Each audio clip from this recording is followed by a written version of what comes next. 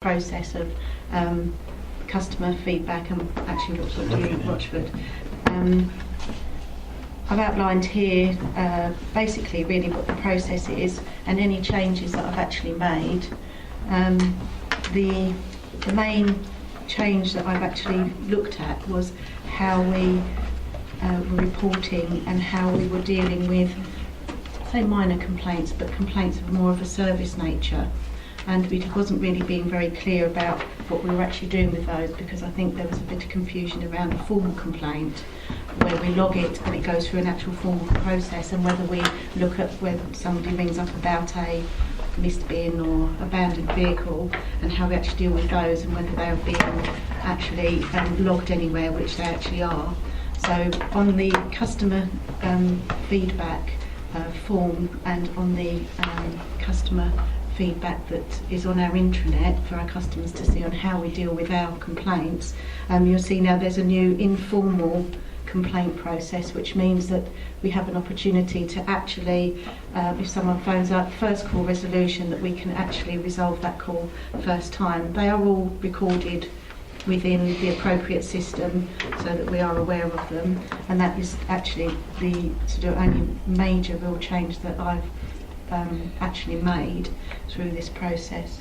I've outlined how we are reporting it internally. That will go to our leadership team, on to LTS LTO, and it is reported into executive on a 6-monthly basis.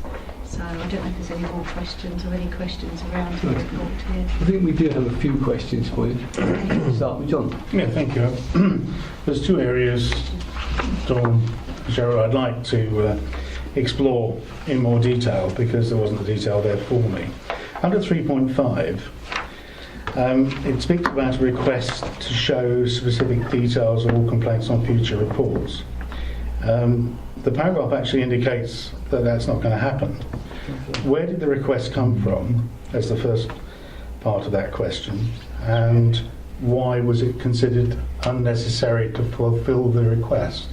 I think the request did come from here. It was a question that was asked previously from review, and it was felt that the information that is on the log and the actual detail probably wasn't necessary to put into the report that goes into the executive, and it doesn't go in there. It's reporting on statistics and performance, and the detail of who's made the complaint and the detail of what the complaint is for the officer to actually investigate and look into. I suppose the follow-up on that one is then, okay, is the responsibility of the particular officer. I don't know what level that officer is, and I don't know what process would be adopted in the department concerned. Do you know? Obviously it would depend on the level of the complaint, because obviously some of the complaints we get, it's about a service failure. That will be the officer who's responsible. That could be the manager, that could be an assistant director, and it will get escalated as appropriate. If it's obviously a major complaint, it will be investigated, and it will obviously be talked through the portfolio holder, because they're not all complaints are obviously severe complaints, so depending on the severity of that complaint will depend on the level of the officer that will deal with that. All of the complaints are seen by assistant directors, all of them, the detail, and they are discussed by the assistant directors within their teams as well, so they have the full details for them to be able to resolve them and to know what the detail of the complaint is and who's made that complaint. I'll leave that there, Chairman, because I know Councillor Butcher is going to continue with that in another theme, which I think it runs on from. And if I continue to ask all of the questions that occur to me, it'll be me and nobody else asking questions. But I did flag to you, Chairman, that I also wanted to talk about paragraph 3.6. And I'm going to just start with a simple question. These are the informal stage complaints. Mm-hmm. Can you tell me how many we receive in, say, a week, month, 3 months? I can't at the moment. I mean, that's something that we do log them onto the system as service requests onto the systems. these things like being missed bins, so we do put them on but I couldn't tell you, I haven't got the information to tell you how much. I mean, that's something that would have to be run off a system. That goes into a back office system and reports. Most of these are whether they're large contracts, so it's for monitoring the contract, it's for the person who manages that contract, who will have that information to hand, and they will use that information usually with the contractor for contract management. I understand that, Chairman. I would like to see this committee know how many are received in periods of time. I said a week. It could be a month. It could be over a 3-month period is actual reporting period into maybe categories or maybe even contracts, because I believe that they are complaints. They could be looked on as feedback, but of course complaints are feedback. And I kind of think that if it's significant, that we might like to consider, how we ask further questions as to exactly how they're managed, and to ask to see some examples and maybe follow them through. At the moment, I see that as something that's drifted to the bottom of the tank. The rest of that paragraph, the penultimate sentence, talks about these will be logged. So I take it until now they haven't been logged previously. Yeah, they have been being logged. They're any call that we get for a service, whether it's a complaint or whether it's to ask for a service, gets put onto one of our systems as appropriate. So if it's for environmental services, if it's a housing, then it will get put onto the system. It would be better for me to know and focus in on exactly what information we'd like, because as you can understand, there is a huge, vast amount of different subjects within our different systems that we have. So that's why at any one time the officer within the service or the manager for that contract, or specifically ask for information, then we can get that off. But it's a bit difficult to do it for every system, for every area. It would take probably quite a lot of resource to actually do that, unless there's specific areas you would like information. Well, unless that is done, Chairman, I don't believe that the council has a full view of the number of complaints it actually receives about its service and other more serious matters. We know about the serious matters because they're handled in a particular way through senior officers and logged, but otherwise I'm far from convinced that as an organisation we have a proper handle on it at the present. So I would like this committee to make a finding that says we need more information, and I would say that it's a discretion of you, together with the appropriate officer in charge of a particular service or a particular contract, to choose which categories are best reported on. I'm going to ask a further question, Chairman. It's just occurred to me in passing.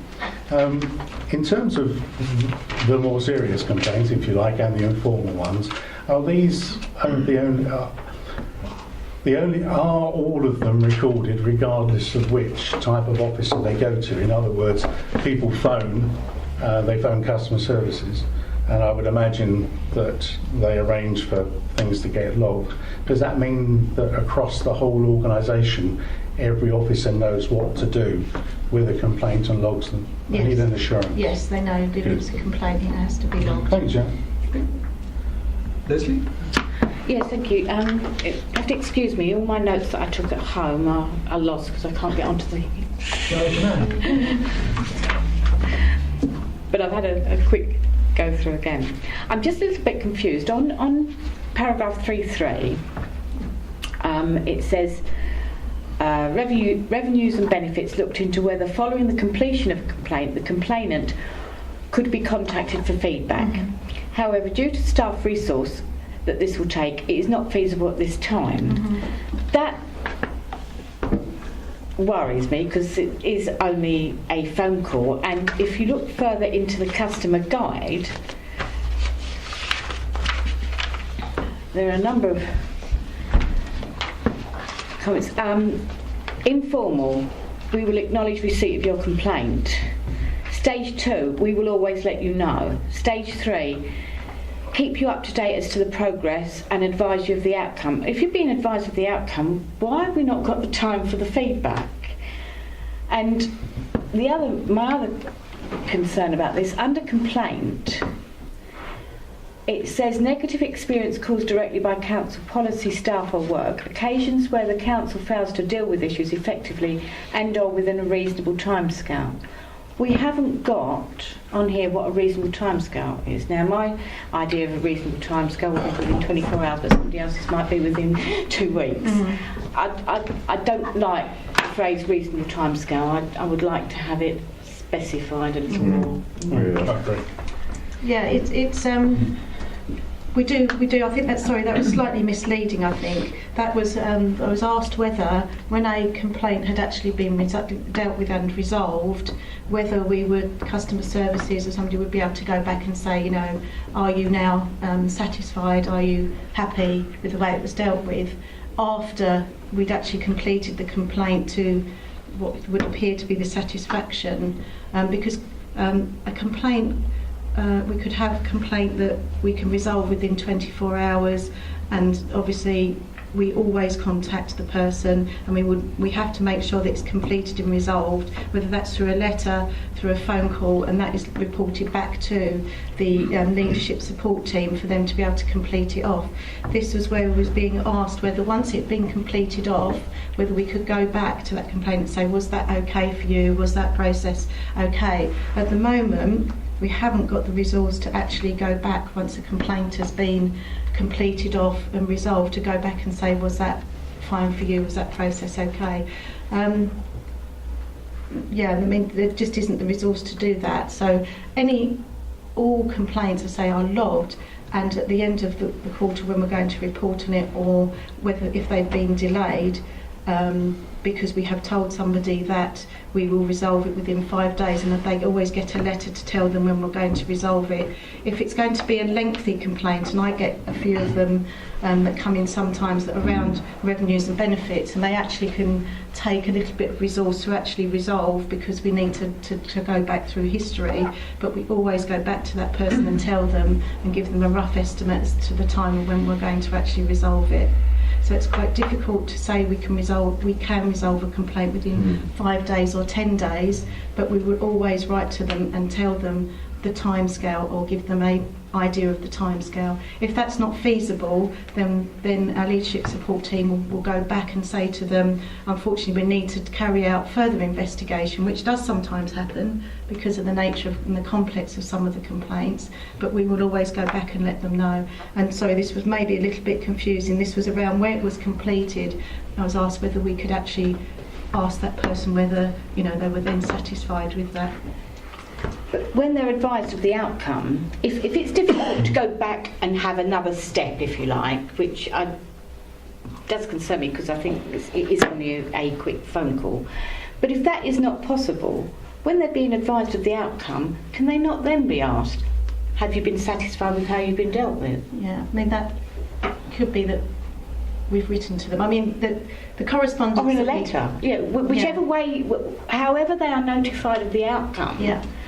In that same step, rather than having another step, that same step, you know, are you satisfied with this outcome? Yeah, that is in the letters that are sent to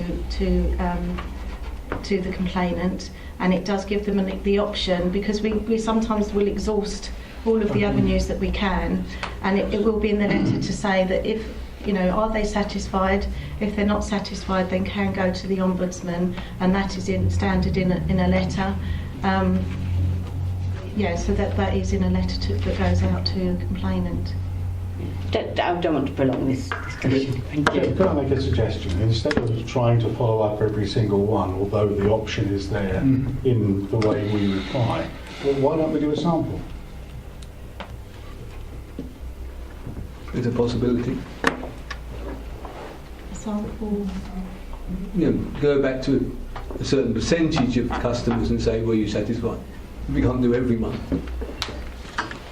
Yeah, we can certainly look into that, but you know, it's that, you know, we don't want to sort of over-resource this into doubly checking if somebody's satisfied, because quite often the officer has dealt with the complainant in a very perfectly well way and the complaint has been resolved and the letter has come in that we can see it's been resolved, and we could follow up, but it's what results we will get from that. The client says, yes, thank you, I've received my letter.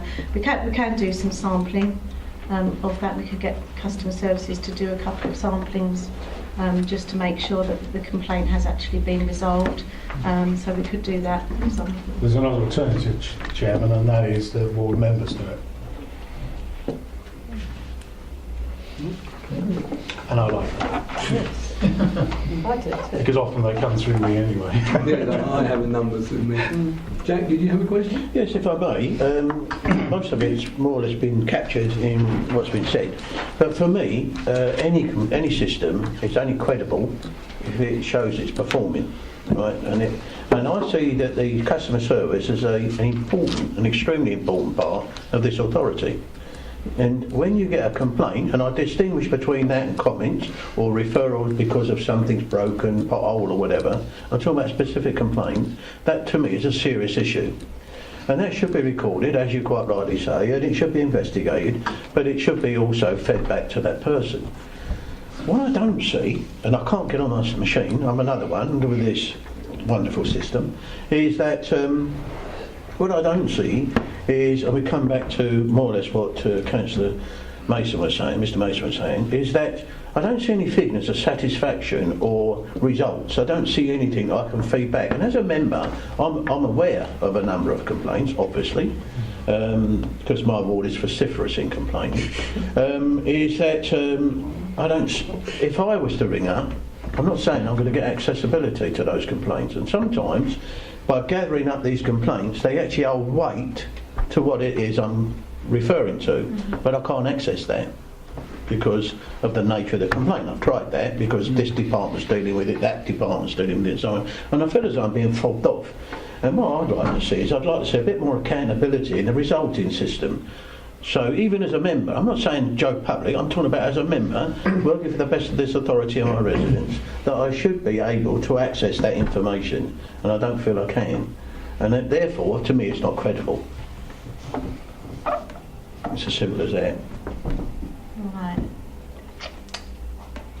Yeah, I mean... That's not a personal thing, it's just... no, I'm not sure. I mean, we report, a report on the results and the performance and how many complaints we've had, and there's statistics that go obviously into the executive, and we look at LTO and LTS. I'm not sure how we can make the information available, because... If I may, Mr. Chairman, if I may come back on that. The point is that you said earlier on that you feed it back through the assistant directors. They have a meeting, it again goes back to portfolio holders and cabinets and the executive. But there's a rest of the members involved in this as well. But nothing seems, and I'm not blaming any particular level of this, but nothing seems to go any further than it. And as a member, I do feel excluded from it. That's how I feel. I feel as though it's all right, some people knowing what's going on, but as a member who's working for the best of this authority, I feel as though I should be accessing that as well, but I don't get that feedback. And all I'm asking for is a quarterly or something report. Something that I can actually get my teeth into and actually examine. And then if I've got a question, I can ask the question then, rather than wait till a moment like this.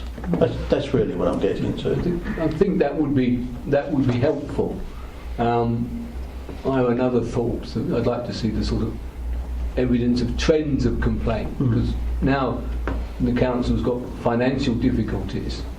A complaint about the fact that a service is no longer performed or has been reduced is, in my mind, important, but a totally different one from someone complaining about a service not being performed or someone being rude or whatever. And I'd like to see how, in these difficult times, should we say, if complaints about non-availability of services are in fact going up, which would be helpful.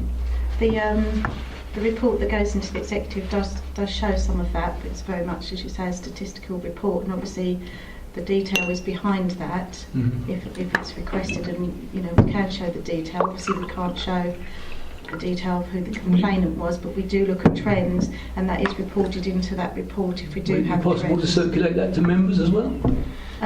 Not suggesting that actually be your decision, but it might be somebody's decision. Yeah, to whether that should be circulated or not. We can request it as a committee, Chairman. Yes, okay, yeah, fair If I enough. may, Mr. Chairman, I mean, you make a very relevant view. I mean, we're not here to beat anybody up or see who's at fault. I mean, we're here to make the best for the council, and if there is a lacking of resources or some other issue, then if we know about it, we can support that. But if we don't know, it just digs a bigger hole and gets a deeper, and we just fall down in a deeper hole. And I think that's relevant from a positive point of view. Any further comment, Mark? Yeah, thank you, Chairman. I just wanted to concentrate on the logging again. I know we sort of touched on it. I just wanted confirmation of how the logging works, really. I'm not sure comments and complaints can be separated that easily, and I think Councillor Gibson's just mentioned that if you complain if you're saying about a service not being here, then it would seem to come under a comment rather than a complaint. So I'm just wondering how the logging works. Is a comment and an informal complaint and a level 2 complaint all logged on the same system? Would they? So if you come in and you say, well, I've got a complaint, it's an informal complaint, we gauge it as, and it goes onto a system, is that the same, and it's given a reference number, would that then follow through onto the level 2 complaint, level 3 complaint? Is it on the same logging system, and would the comment be on the same system as well? No, the more informal, more around the service ones, they get logged onto the appropriate service back office system that we use. So we're talking about abandoned vehicles or smoke nuisance or something, that will go onto the service areas system for that report to be taken off of there. If it's a formal, the stage 2, then that goes on to the more formal system, because that runs through a period of time before usually that will be resolved. What we're trying to do is when somebody rings up, and we always use Miss Bins, but if somebody rings up and says Miss Bin, they want that done quickly. We raise a service request to the service, so that's picked up straight away and that is resolved, and then that's completed off. And that's done through the back office system, because we're able to work through a workflow through that we can send a request down to that service area for them to deal with straight away. If it comes to a stage 2 where that's failed, or something has absolutely failed, that it needs to be logged formally, and so we need to write to that person, needs to be escalated, it may get escalated to an assistant director rather than just the service area, then that goes on to the formal logging system, which currently sits with the leadership support team. So can I just follow up? How do you know it needs to be escalated? Would it only be escalated if someone phones up again, or can it be escalated by a manager? Can it be escalated by a member of staff? Would it always be escalated by that a person, or can it just be if a bin's not collected, they phone up and say my bin's not being collected? Obviously, quite often, and normally they do come and collect them. Sometimes they might not do. If they don't come and collect it again, how can we? Yes. Will that automatically be escalated to? Yes. That would generally, and I can't speak for 100%, but that would get to the customer services. If they came back and said, I said my bin hadn't been collected, it still hasn't been collected, that would get escalated through to a formal complaint, because that's a absolute failure of the service. Different contracts have different ways of dealing with the complaint system, so we have to be aware of that we give the contractor an opportunity to be able to resolve a problem. But if they clearly haven't, then that is a failure and that is a complaint that needs to be logged formally. Again, that will then show up if we've got a number of those. Then we can look at those and say, well, we've had 8, 10 within the last month. There's clearly an issue that's happening here, that they're not resolving these problems clearly straight away. So that should flag up then that we've had a number of complaints about the same thing. We would see that through our normal review ourselves without anyone else flagging that up? Or would that be reliant upon the contractor telling us, or would it be an assistant director or manager? That would be down to when we're doing the reporting. It would be flagged up. The leadership support team will sometimes flag them up and say we've had a number of issues around missed bins or planning or some service. They will flag them up to the appropriate service area. If that happens, we tend to get them in spades. There's been an issue and it will come in and it'll be quite quick that we can see that there is an issue. or otherwise it will come out of the reporting system if it's been over a period of time, because sometimes it'll be over a period of time, it might not be within a short period, it might be over a period of a few weeks or months, and then when the reporting comes out we can see that there may have been an issue with that particular contractor or that particular service area. So just to summarise my understanding then, if it's an informal complaint, each service area will deal with it differently on a different system. Is that correct? Depending on what the service is that they're requesting and what the level is, yeah. That it would generally be a resolved straight away problem. Yeah. And it doesn't automatically feed into the figures, they have to be extracted. They will be extracted from the system. Any further questions? Yeah. I've got two, Chairman, if that's okay. Maybe the last two. It relates to 1.1. I've got all evening, Chairman. 1.1, it talks about the review being carried out by yourselves. How did you actually conduct it and who with? Were the staff involved? Your question, As Chairman. in staff are involved in all, all of the processes. It's not a staff process as such, as in they just have to be aware of what a complaint is and identify what a complaint and have an understanding of what they need to do with that. So the people that are logging or will get calls or whatever were involved in understanding how they should deal with the complaint basically. Okay, I don't think I went as far as the chairman thought it was going to go when we were in our pre-meeting. So I'll leave it to him as to whether he wants to follow up on that, because I just wanted to be the honest broker to make sure it was raised. I'll leave it with you, Chairman. The other question is rather specific, and it's about what I call handoffs, and you'll probably recognise the term straight away. It's where a call centre receives a call about an issue, a complaint is usually involved, but the call centre can't deal with it themselves. They don't have access to the information, or maybe don't have the technical knowledge. And the term is that complaint is then handed off to someone else in the organisation who has the knowledge. How are the handoffs actually dealt with? Does that become the ownership of the person it's handed off to, or does the call centre retain ownership and therefore go back to the customer? How is it dealt with? What's the procedure? It's quite important, because if we lose sight of those, we're in deep trouble. Again, we deal with such diverse different areas, different subjects, different service areas. So some of the areas that the customer services will retain, because some of the things that they're responsible for. If it's a complaint and they've sent it down to be logged to the leadership support team, as far as it's then logged as a formal complaint in that way, then they are responsible for ensuring that is monitored and that the complaint is actually completed to the satisfaction of the complainant. If it's more around a service complaint where they can resolve it first resolution, then they take ownership for that to ensure that is resolved. They do get various emails and they will take responsibility for those, but they don't take responsibility for everything, because as you say, they don't have the technical knowledge to always do that, so they do have to refer them on to somebody else to deal with. But if they are obviously not quick resolutions that they can deal with themselves, they are sent down to the leadership support team first for them to log, and then that's passed on to the appropriate officer for them to deal with.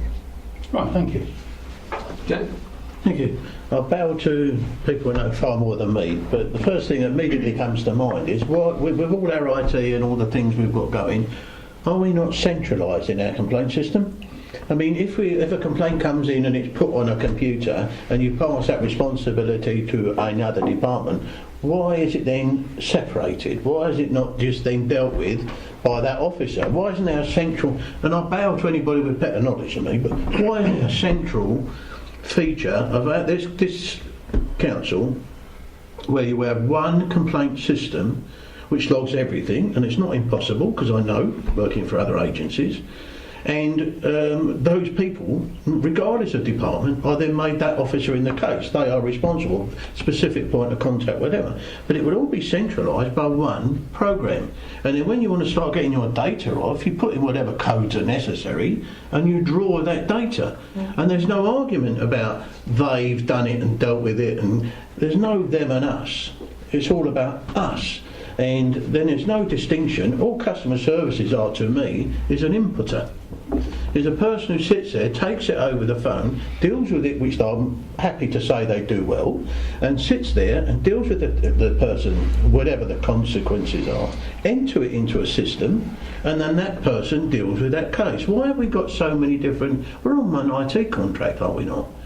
I mean, I don't understand, and I open it up for someone to explain that to me, because I just don't know. Why haven't we got one system? That's my question. I can't.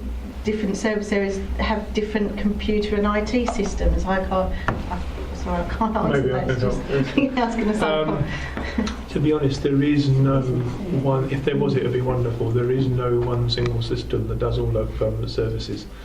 If anybody ever invents one, it would be, my life would be so much easier, and we're going on to automating it anyway.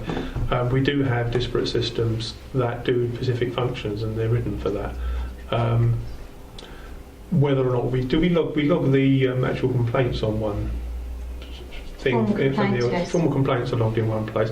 The other complaints are just part of the process of whatever function it is. There is at the moment no centralised way that we do that data. Maybe there could be, but there will be a cost.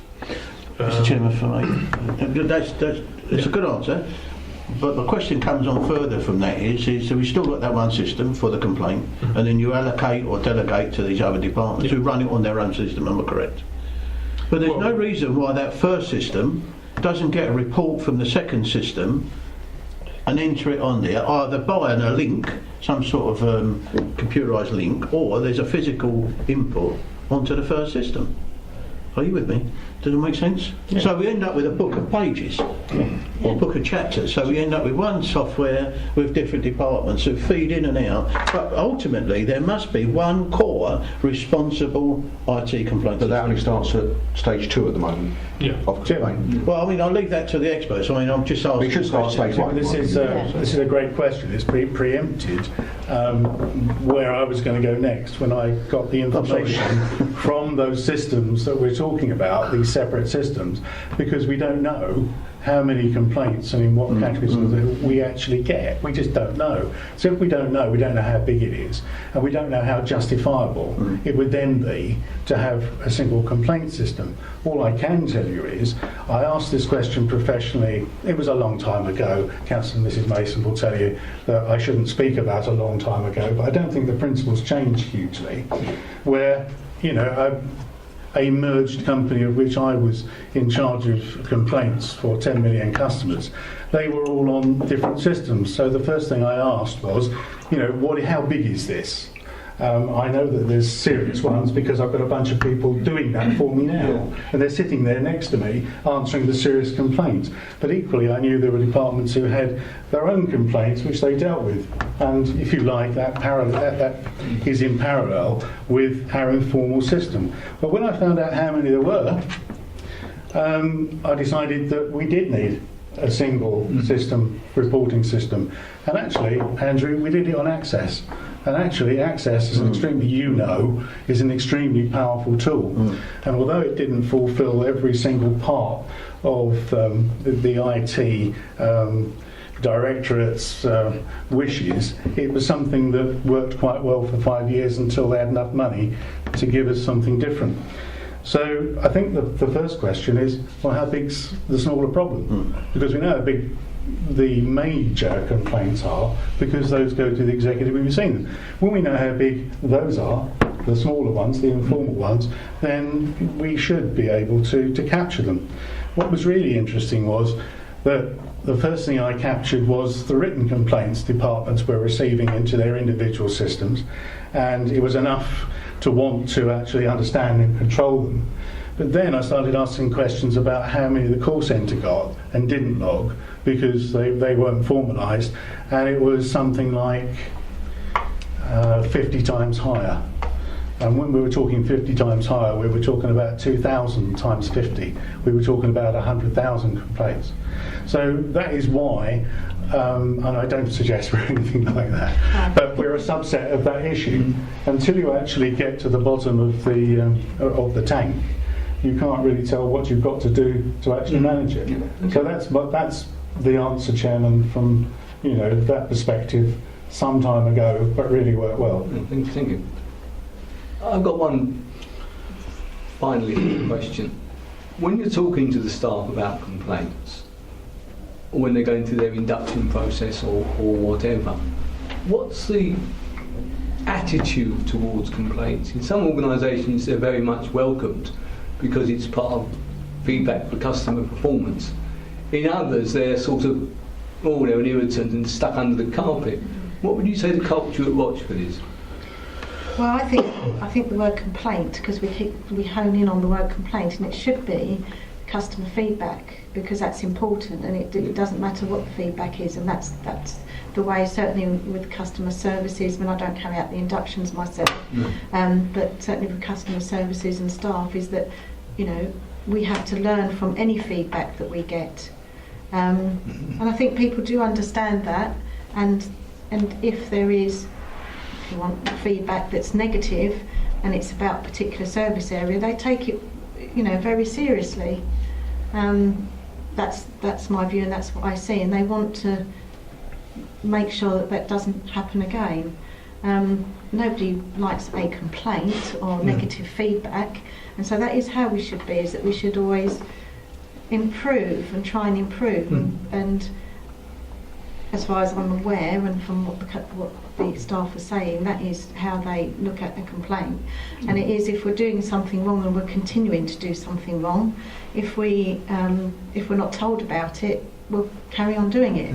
So we need to have that feedback to allow us to correct anything that we are doing wrong. Otherwise, we don't know. We'll continue making the errors. Chairman, if I may, we keep talking about complaint, but there's also compliment. Yes. And we haven't mentioned that at all. But that gets lost as well in the same little mire of our issues that we're talking about here. And I think that the staff should be complimented. I do. I think we do a fine job. We've got good staff. But it doesn't get fed back. And I'm aware when I was a supervisor of officers and stuff, that it did 1,000,000 times more than money by saying to them, that was a good job, you did a good job, I'm really grateful and stuff like that. People's really feel as though they're valued. But I've not heard this comment at all in here today. It's all about complaint, and I think we should put in perspective this is about compliments as well. Exactly. And they can get lost, because if you ring up the lady, whoever, on customer service and say, oh, thanks ever so much, that was really good, does it get fed back? Yes. I mean, can I guarantee that? It's up to them to feed that back, and we do put those onto our intranet internally as well. Because the staff do need that. Yeah. Yeah, that's what I wanted to say there, We Chair. did at the last report we did for the executive. We did actually put all those out, some of those compliments, to show, because we was asked to show what type of compliments were coming in, so that they were genuinely real compliments, and we did pull some of those out to show them. But staff are, if we get the compliment through, it does go directly to that manager or to the assistant director, and it is fed back down to that member of staff. Christian, if I may, I would like to see in that system some formal process where individuals who have exceeded is demonstrated publicly within the council, within the authority, so other people are aware that Jane or whatever has done a good job. I think that's fair. Yeah. I'm all for beating people up, but I think I should pat them on the back as well. That's on record now. Yeah, but no, you've got to have a balanced system, and if you haven't got a balanced system, then I don't think it works. One last Can I question. just make a comment there on that very thing? Yes, certainly. We had a situation with Chris Dogman Right. not so long ago, where he's, come very high in the national awards. I asked for that to be publicised, and I was told it's not the usual thing to do. And I said, well, actually, just because it was done like that in the past doesn't mean to say it can't be changed in the future. And someone who's worked well needs to be praised. I agree. And that, if you notice, came out in the members' bulletin. So sometimes we do need to change things. Yeah. I think the members' bulletin is a good way of exploring that, really.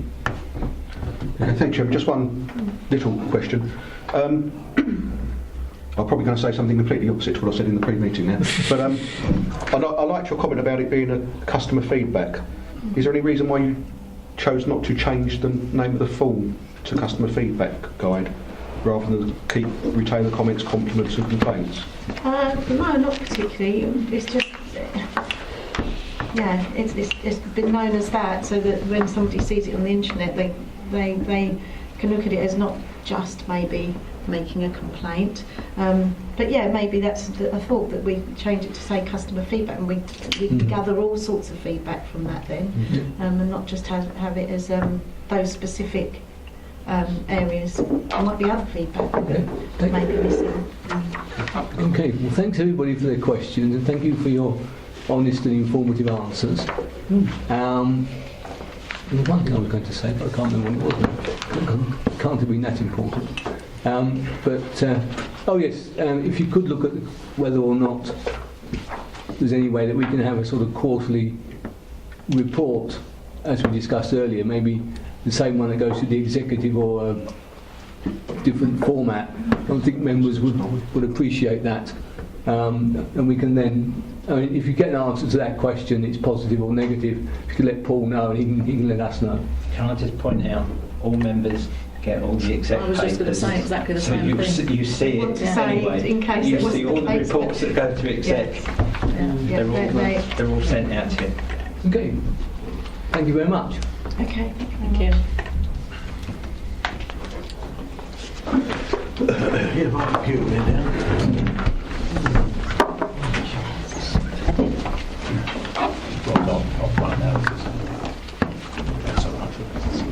I'm thinking of printing everything. That's what That's what it's expensive. Take it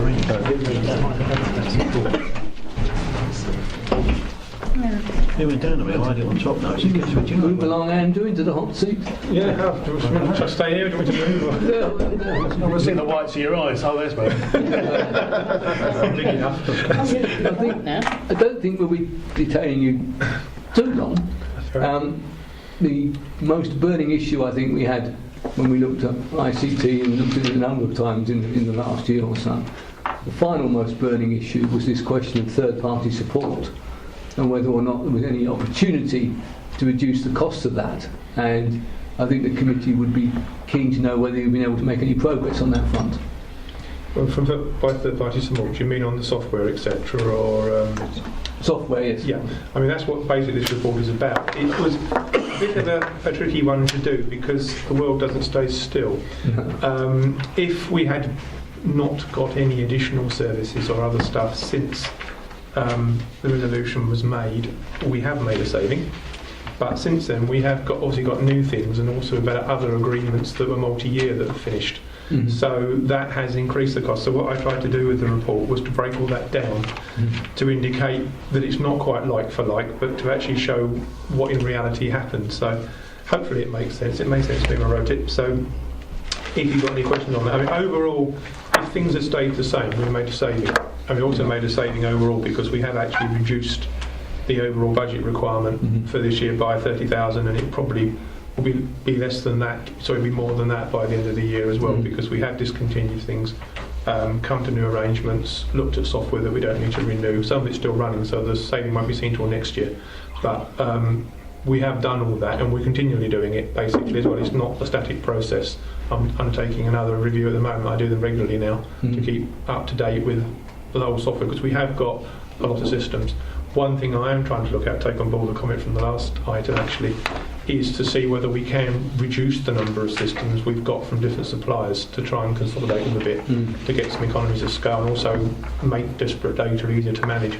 It isn't that easy though, because local government is a very specialist market. There are only 400 odd customers if you think about it, and across the whole of the country there aren't that many suppliers chasing the work because it is quite a niche market, and so often there aren't any systems that cover everything. We've got a couple of systems that cover quite a lot of the council now, and we have looked at minor systems and got rid of them, but a lot of them are so specialist. There's just a specialist piece of software for that function, which may only be used by 2 or 3 people in the council. It's vital to them, but that's the problem. It's consolidating. I am now looking around the market. There are now new starters who are looking to see whether consolidated systems can be used. They're adapting them for industry, things like that, to see whether they're cost effective. They look very expensive at the moment, but should the price come down, then that is an area we could go into.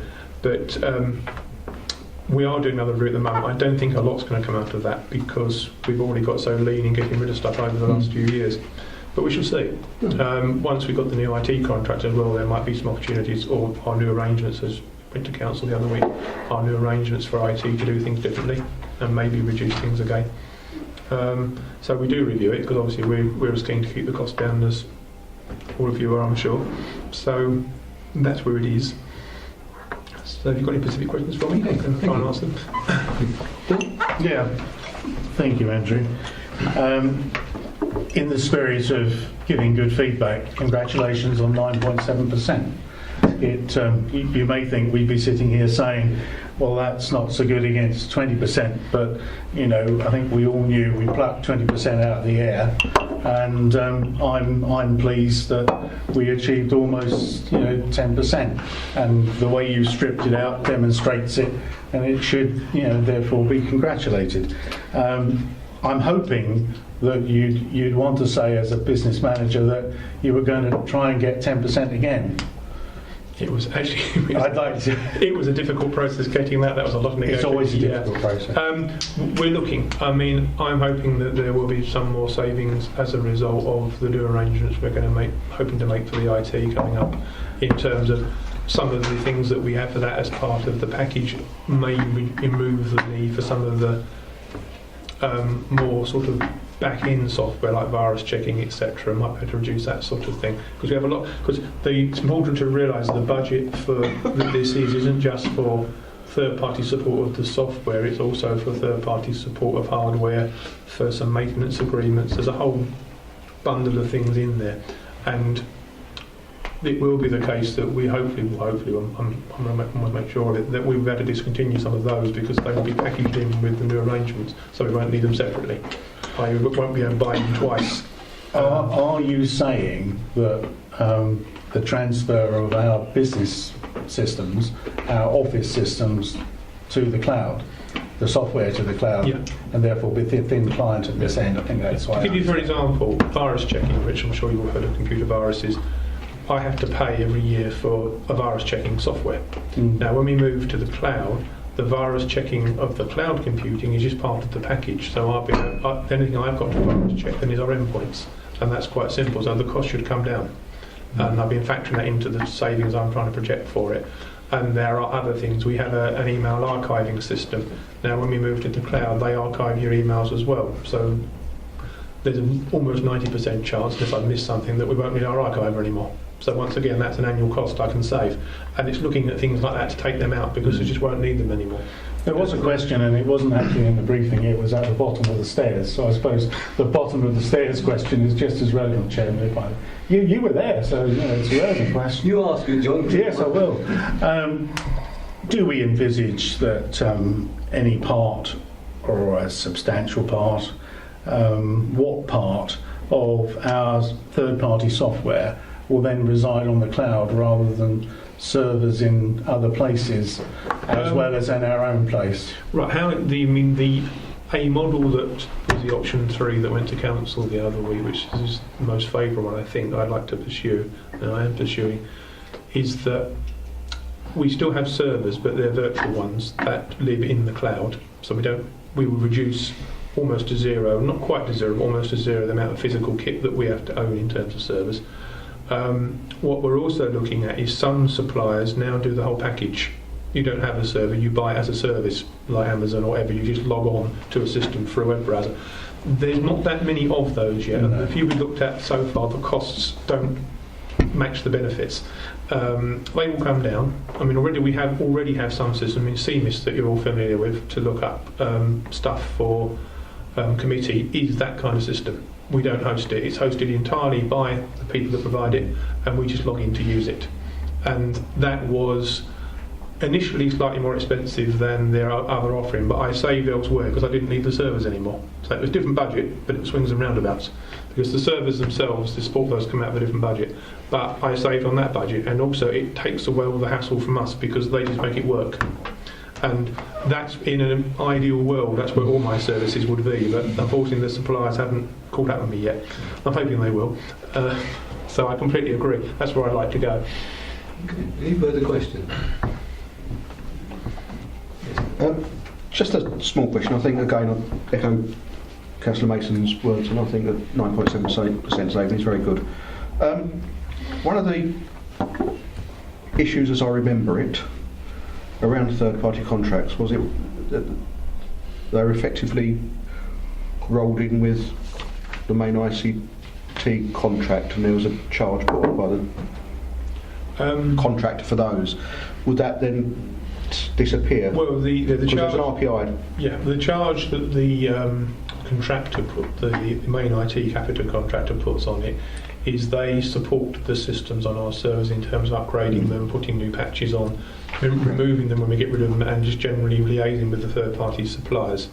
That is something I'm still looking at. You know, if we do go to a world where we're not using one supplier, which hasn't been decided at council, if we do go that way, it's how we're going to manage that and how we can manage that more efficiently. Right.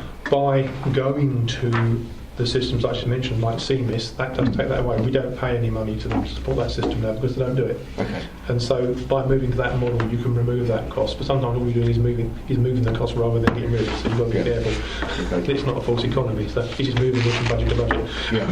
Okay. And I did mention it in there about the RPI.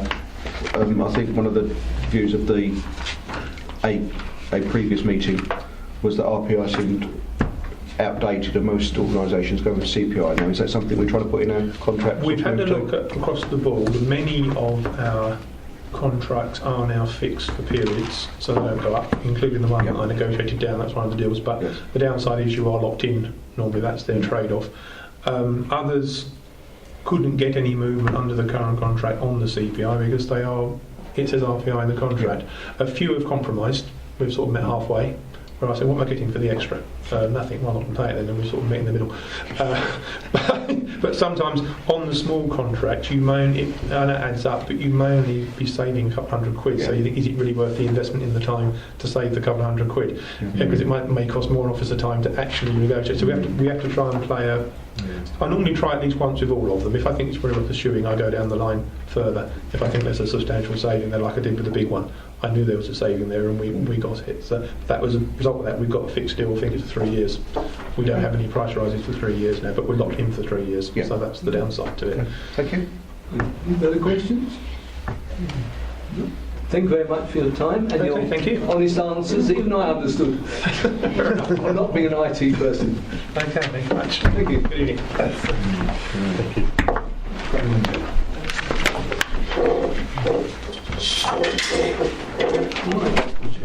Item 7, key decisions document. Anything in the key decisions document that we want to have a look at, folks? Will anyone like a copy of it? Yes, please. No, because it says there RDC Wi-Fi, but I'm not picking it up. You're picking it up. Internet connection. It's not. Yeah.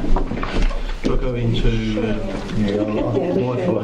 It's not being shown, is it? Give me a couple of minutes to look through it. It's the key There was another one. Choosing it. Apart from the chair. RDC.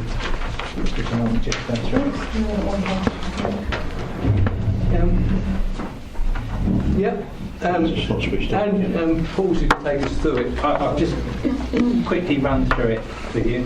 1515, response to Essex County Council consultation. That follows on from a previous decision in July when they did the original consultation. And I remember members looked at it at that point. For information, the two sites that are actually affected is Aviation Way Industrial Estate and Mitchell Farm. That's where they're proposing possibly site waste. 1615, the trees. as it says there, to agree guidance notes for council on tree management. Following on 1715, food safety, to agree the annual food safety service plan. The local authorities have been required to produce an annual plan since 2001, and this is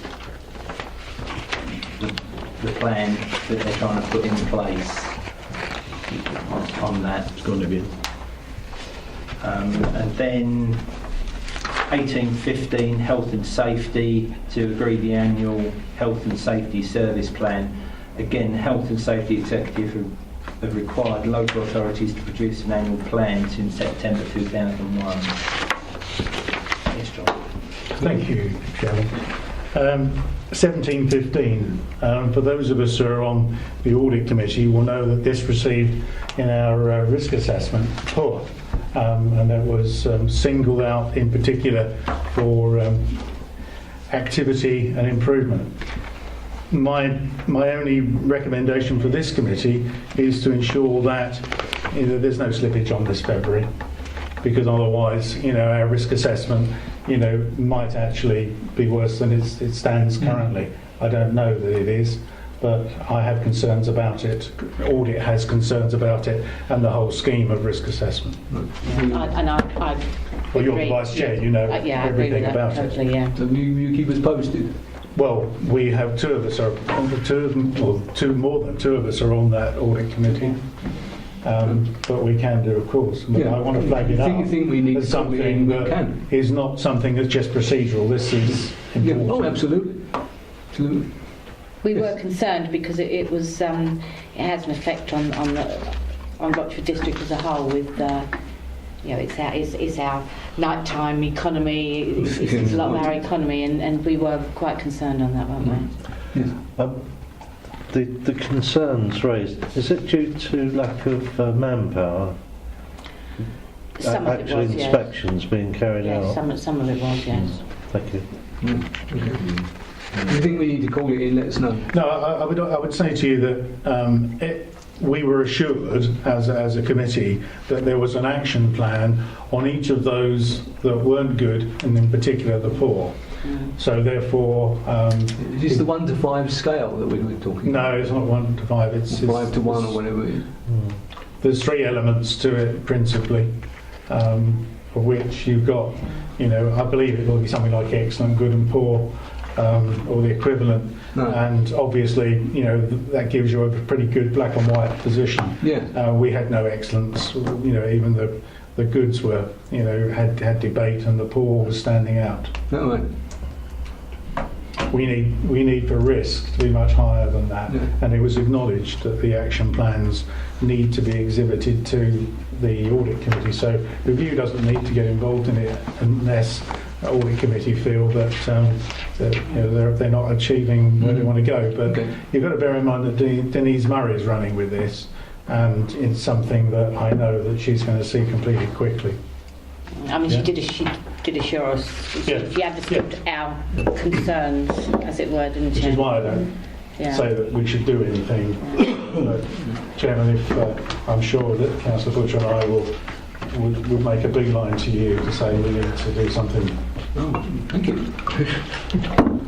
Okay, anything else on the key decision document? Right, work plan. Paul kindly circulated a work plan at our last meeting. It gives us a sort of outlook for the year and some other topics that we might look at. Speed limits, potholes, various other things. But I'm not sure how much. What I would ask, I mean, we're meant to approve this, and I'm happy to approve it if you are. But if anybody has any really, really burning issues they think should be included, then if you could drop an email to Paul saying what it is and why you think we should look at it, then him and I will have a chat and see if we can include it in the schedule. I want to ask a question about something that's currently on the plan, and that is, of course, the portfolio of enforcement cases, which, I think Councillor Black and in successive full councils over the last 4 years has drawn to our attention that it's been in excess of 400 to 500 for some time. I really would like to know, and it's on the work plan, I believe, I don't have it in front of me, it's on the work plan. I'd like to think with the new assistant director whose specialism was in enforcement, that our committee could now get to grips with this issue and see some positive action taken to ensure that we understand what's in our portfolio as enforcement and what we're going to do about it. Okay. Can I cut in there? Yeah. The project team met in December with the new assistant director, and they are meeting again in February. Then she's coming to the 1st of March meeting with the new enforcement plan. So this is to the full committee? To the full committee, how she's going to deal with planning enforcement in the future. I have to say, I think the project team are very pleased with her ideas and how she's going to shape it up. Can you share the notes, please, Chairman? Can you share the notes of that? So we're on the project team. Who's on the project team? I don't know. That's why I'm asking. Well, you mentioned project team, huh? Yeah, Councillor Sparring. Yeah. I'm trying to think who else is on there. Because the question is, I think you're on there. I'm not on the project team. You've got a twin brother, Jack. Has anybody told me? No. And George. You are now. I'm on it now. Well, I haven't seen anything to be happy about. So, I mean, you said we approved it. I'm not happy about it. So. But anyway, the point is, You're on it, Jack. can I ask a question? Go on. Because no, it's about relevance. Well, there's a lot of talk going on about. I know it sounds dark, but when you talk about the plan, I don't know if it's relevant to this committee. Is that we've got this away day on Saturday or whenever, and they're talking about different things. And I think one of the things that's coming up is to do with litter, about this contract idea of an outsource coming in. And I mean, I'm sure you're aware of all these different things about the No, the reason I'm asking the question is. Can I just go on. stop you there? Yeah. If this is just being floated. No, it's not a vote at all. Is it Floated. floated? Not voted. Floated. Sorry. Only an idea. No, that's what I was going to ask. Is it P&C and should it be discussed? No. Yeah, no. Well, no, I wasn't going to discuss that. What I was going to ask was, and the relevance is if you have an issue that people are discussing, can you refer that? That was going to ask the question. Can I refer that to review committee? No. No? No, not at this stage. So it's only after things are adopted? After the decision. Yeah. Okay, that's all I wanted to ask. Don't get too excited, that's what I wanted to ask. I just wanted to know where we are. Should we gag him? Any other questions or points that anybody wishes to make? Okay, well in that case, I declare the meeting closed and wish you all the very best for 2016. Yes. Sorry, there was one point. On our agenda, just as a matter of process, we didn't actually agree the recommendations for the proposal committee note that changes made to the customer feedback or the ICT. I know when it came to the end of the meeting we said thank you very much, but we didn't formally resolve to go through the recommendations. Well, you're quite correct, Councillor Butcher, and neither did we actually agree with the other item. No. So the other item was at least left on the basis that we had a series of questions which we wanted them to return with. So to note it and pass it by was not the case. Although in the case of the ICT contract, I think Mr Mowbray agreed that he would be looking to achieve a 10% target. I think the ICT was just to note. So we Note would the note content. that, wouldn't we? So I'd like to note the 10%. Yes, and I'd also note the changes made to the customer feedback process. I think they're going to customer feedback. They're coming back on that. Right. They're coming back on. They're coming back, we haven't agreed to that. Okay. Yeah, because you still want numbers on the informal feedback. Yeah, sorry, it's just I know I was being a little bit... No, you're not. We didn't set a particular, time limit on that either. I don't know whether there's something that Paul and Jerry will now agree with Dawn And Cheryl? No, applies a little bit of pressure. Oh, right, okay. She's Right. Sorry. Don't worry. That's Don't a worry. good question. Even I'm not perfect at it. Oh, I don't. Okay. If there's nothing else, I declare the meeting closed. Thank you.